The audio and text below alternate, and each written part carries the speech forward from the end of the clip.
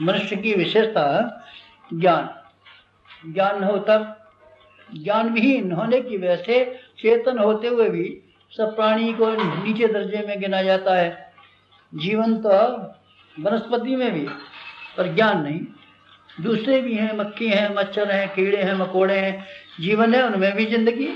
मेढक में भी जिंदगी है, मछली में भी जिंदगी है, कछुए में भी जिंदगी है, चिड़िया में भी जिंदगी है। फिर उनको क्यों हम घटिया दर्जे का मानते हैं? उनकी एक ही कमी है कि उनको ज्ञान की कमी है।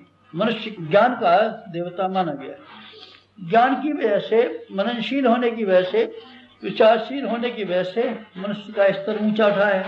कल्पना कीजिए, प्राचीन काल में जब मनुष्य वन मानुष रहा होगा, जब उसको ज्ञान नहीं रहा होगा, सामाजिकता का ज्ञान नहीं रहा होगा और जीवन की जिम्मेदारियों का ज्ञान नहीं रहा होगा, अपनी गौरव गरिमा और गुणकर्म स्वभाव की विशेषताओं के बारे में कोई जानकारी नहीं ली होगी, तब तो वो भी जैसे कि डार्विन साहब कहते थे, बंदर की औलाद, वास्तव में बंदर की औलाद की तरीके से ये इंसान भी रहा होगा।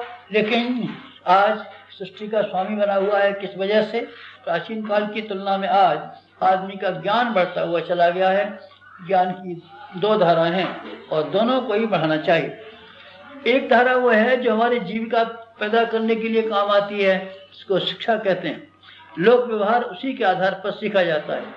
बच्चों को स्कूल में जब हम पढ़ाते हैं, ये शिक्षा पढ़ाते हैं। शिक्षा का क्या मतलब? शिक्षा का मतलब है उनको लोकाचार आए, उनको ये मालूम पड़े संसार की बनावट क्या है, भूगोल क्या है, इतिहास क्या है, दुनिया में इंसानों की चाल चलन क्या रहे हैं, दुनिया में किस तरीके से उतार चढ़ाव आते रहे हैं, पेड़ कैसे पैदा होते हैं, ये सृष्टि क्या है, राजनीति क्या है, समाज क्या है, ये नागरिक कर्तव्य क्या है, जीविका उपार्जन कैसे करनी चाहिए, अर्थशास्त्र क्या है, वगैरह। लोक व्यवहार में प्रवीण बनने के संबंध में एक, जीविका उपार्जन के संबंध में दो, जो जानकारियां हमको मिलती हैं उसका नाम शिक्षा है।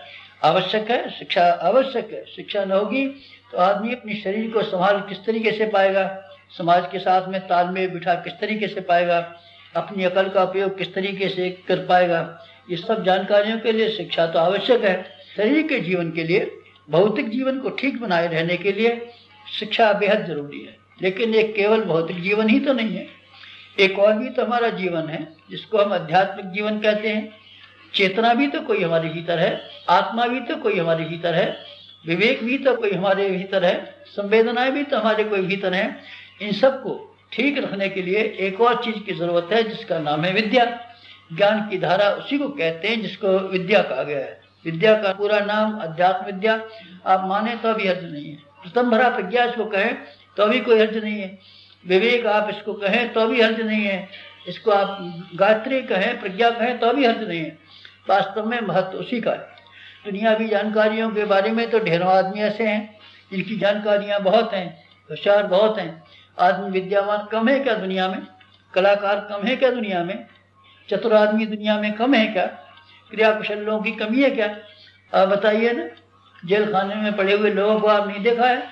एक से एक होशियार आदमी, एक से एक समझदार आदमी। जालसाजों में पढ़े लिखे ही आदमी ज्यादा होते हैं। नासमझ आदमी जेब कटी कर सकते हैं और छोटे मोटे काम कर सकते हैं, पर दुनिया में जो बड़े बड़े जालसाजियां हुई हैं ये पढ़े लिखे लोगों ने की हैं।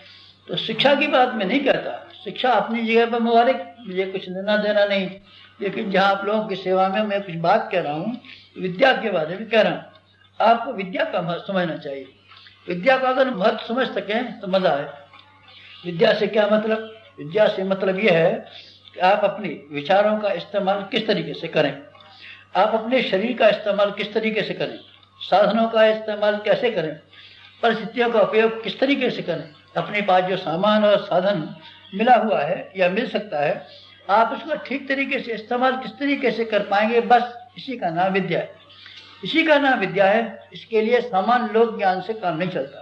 इसके लिए आदमी को थोड़ा ऊंचे स्तर पर बैठ करके विचार करना होता है और ये देखने पड़ता है कि इंसान की गरिमा, इंसान की महत्ता की सुरक्षा किस तरीके से की जाए, उसके लिए क्या करना चाहिए। बस इसी का नाम विद्या है। अगर विद्या किसी को मिल जाए तब फिर धन्य हो जाते हैं। शास्त्रों में विद्या की महत्ता के लिए यानी कैसे कहा गया है, विद्या अमृत मसनुते, विद्या को अमृत कहा गया है। जिसने विद्या प्राप्त कर ली उसको अमृत मिल गया। जो ठीक तरीके से उचित और अनुचित का हल जानता है उसके लिए फिर दुनिया में कोई चीज मुश्किल नहीं रह जाती। समाप्त।